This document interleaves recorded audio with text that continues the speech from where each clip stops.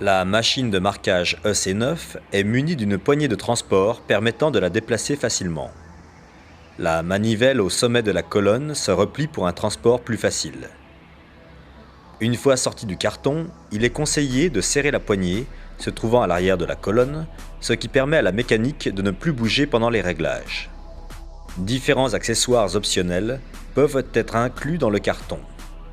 Parmi eux, on trouve notamment un lecteur code-barre, une boîte à boutons déportés, un axe D rotatif pour le marquage sur pièces circulaires ou encore un large plateau de marquage.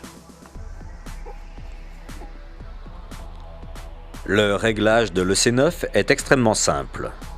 La table croisée peut être déplacée verticalement le long de la colonne de l'EC9 grâce à la manivelle située en son sommet. Selon la hauteur de la pièce à marquer, on peut donc positionner le percuteur à une distance spécifique pour chaque pièce, afin de toujours obtenir un marquage optimal.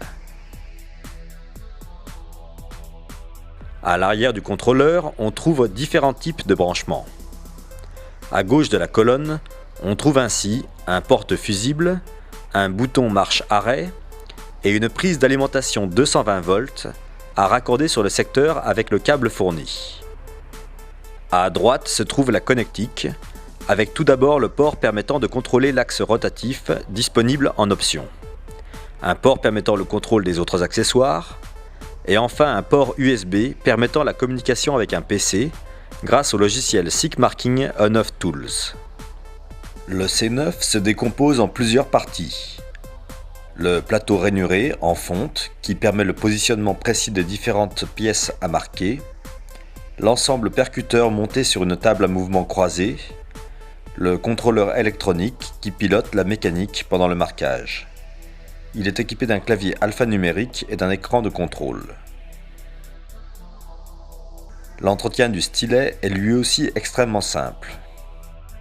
Il suffit de dévisser le percuteur, ce qui permet de nettoyer et éventuellement changer les trois pièces assurant la percussion, à savoir le stylet, le ressort et le noyau.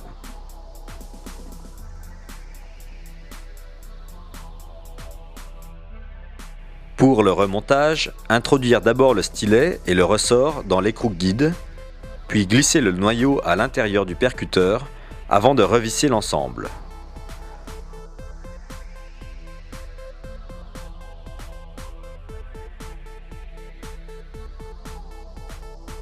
Pour installer le plateau large, dévisser les vis situées sous le plateau, puis les glisser dans la rainure prévue à cet effet dans le socle de l'EC9.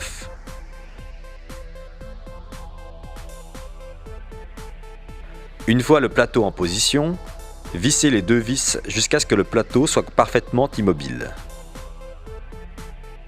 Pour un bon marquage, il convient d'utiliser la bonne combinaison entre distance stylet-pièce et force de frappe. Pour régler correctement cette distance, positionnez la pièce à marquer sur le plateau et placez une cale de la hauteur désirée entre le stylet et la pièce. Selon les résultats désirés, la distance stylet-pièce peut varier entre 2 et 9 mm.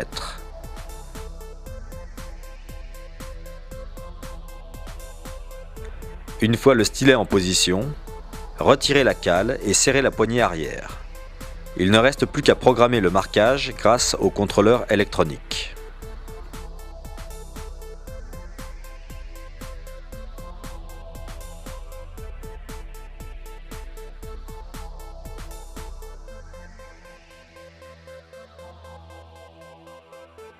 La programmation du marquage peut s'effectuer grâce à un ordinateur connecté à l'EC9, mais il est plus fréquent de programmer le marquage directement sur le contrôleur de l'EC9. Ce dernier permet de définir l'ensemble des données et paramètres d'un marquage sans recours à un périphérique extérieur. La première étape consiste à régler l'emplacement du marquage par la saisie des coordonnées X et Y. On définit ensuite la taille des caractères, puis le contenu que l'on veut marquer. Pour passer au menu suivant, pressez le bouton présentant une flèche orientée vers la droite. Cela ouvre une nouvelle page permettant de définir la force du marquage, l'espacement des points, ainsi que le type de police désiré. La page suivante permet de régler la vitesse de marquage et d'accéder aux options avancées comme le marquage angulaire ou circulaire. La dernière page offre enfin la possibilité de prévisualiser et de simuler le marquage. Une fois ces différents paramètres réglés, il est possible d'enregistrer le fichier et de le conserver en mémoire pour une prochaine utilisation. À noter que les lettres O et N servent à répondre oui ou non aux questions posées par le programme. Ensuite, il faut positionner correctement la pièce à marquer sur le plateau et la maintenir immobile, par exemple grâce à un jeu d'aimant dans le cas d'une pièce plate. Si les paramètres ont été définis correctement, il suffit d'appuyer sur la touche Start pour commencer le marquage. La qualité du marquage définit la distance entre chaque point d'un caractère ou d'un logo.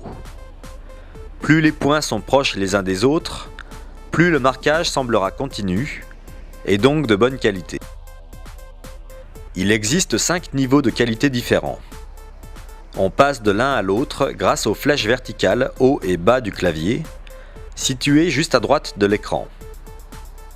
La qualité simple consiste en un marquage avec des points assez espacés, alors qu'une qualité plus élevée, par exemple la qualité 0,58, donnera l'impression d'un marquage quasiment continu.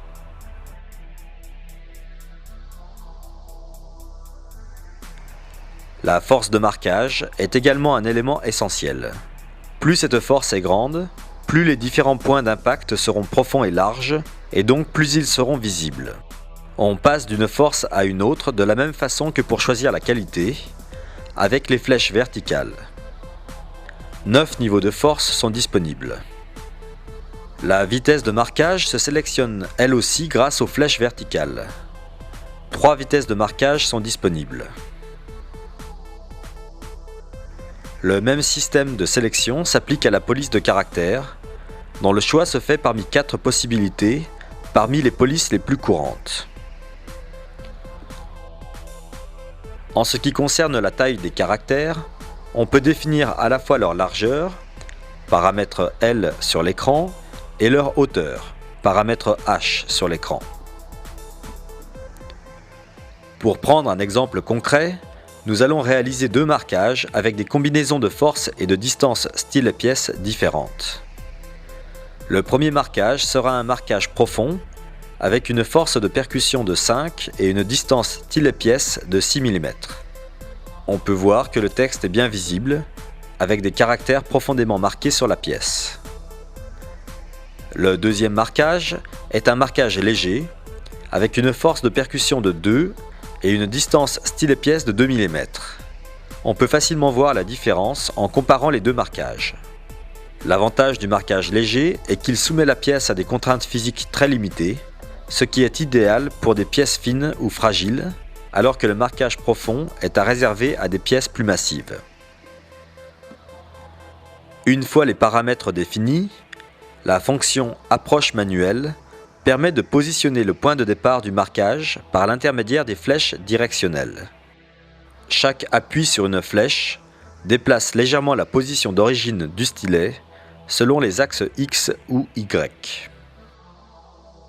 La fonction contour permet de contrôler l'emplacement du marquage sans réaliser d'impact. Le stylet se déplace précisément suivant le contour du texte à marquer.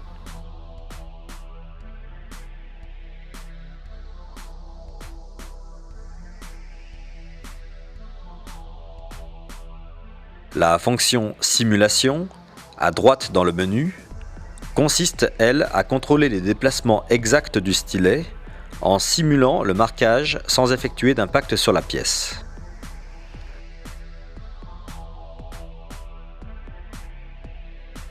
Le C9 permet également d'effectuer des marquages plus élaborés. Tout d'abord, le marquage par incrémentation. Pour définir un marquage par incrémentation, il suffit d'inscrire le symbole circonflexe devant le chiffre à incrémenter, le contrôleur modifiant alors automatiquement la valeur à chaque nouveau marquage. Dans le cas présent, ce sera tout d'abord SIC 000, puis SIC 001, puis SIC 002, et ainsi de suite.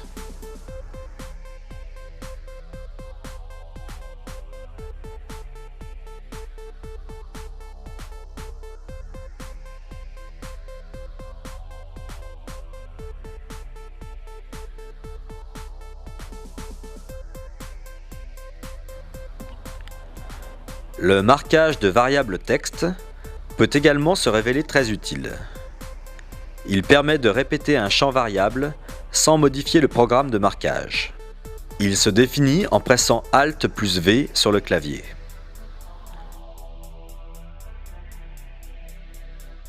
À chaque nouveau marquage, le C9 reproduira le marquage précédent, à l'exception de la variable, dont la valeur peut être modifiée facilement par l'opérateur.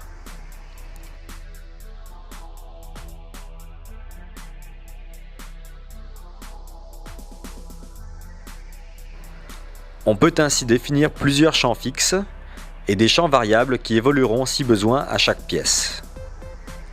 Une touche raccourcie permet d'accéder directement à la saisie des variables.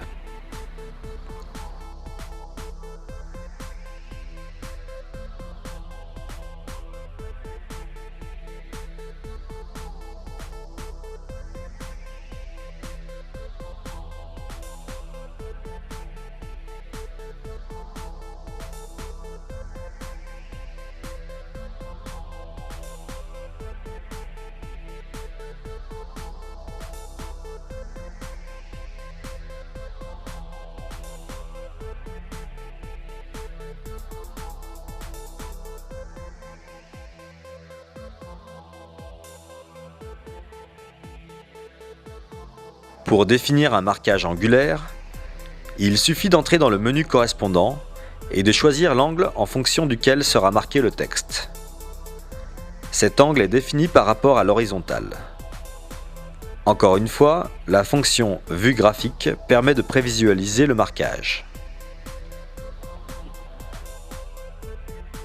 Dans le cas d'un marquage circulaire, le marquage suit le contour d'un cercle virtuel.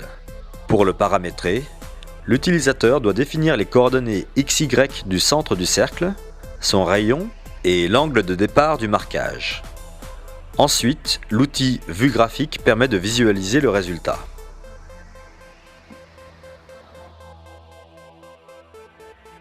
Un certain nombre de logos sont pré-enregistrés dans le C9. Pour y accéder, il suffit d'aller dans la fenêtre de texte et de presser simultanément les touches Alt et L. Cela donne accès à la liste des logos disponibles dans la machine. Il suffit alors de choisir un logo avec les flèches verticales. Comme pour tous les marquages, il est possible de prévisualiser le résultat. Lorsque cette prévisualisation est de taille trop réduite, on peut zoomer sur le résultat grâce à la touche Page Up sur le clavier, juste au-dessus des chiffres. La touche adjacente, Page Down, permet quant à elle de dézoomer. Si besoin, un utilitaire inclus dans la suite On/Off Tools vous permet de créer vos propres logos, puis de les importer dans le C9 depuis un ordinateur. Enfin, le marquage sur des pièces circulaires peut être effectué grâce à l'axe rotatif, disponible en option. Il se monte sur le plateau de l'EC9 de la même façon que le plateau additionnel, grâce à deux écrous. On peut ensuite placer la pièce dans le mandrin pour effectuer des marquages rotatifs.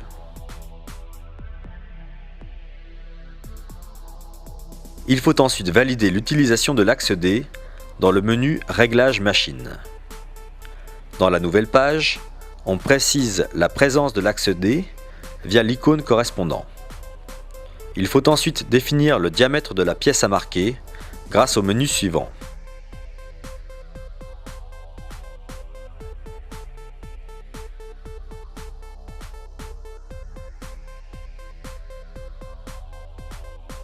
Le marquage sur axe D peut être à la fois horizontal ou vertical, en fonction de l'angle paramétré au départ.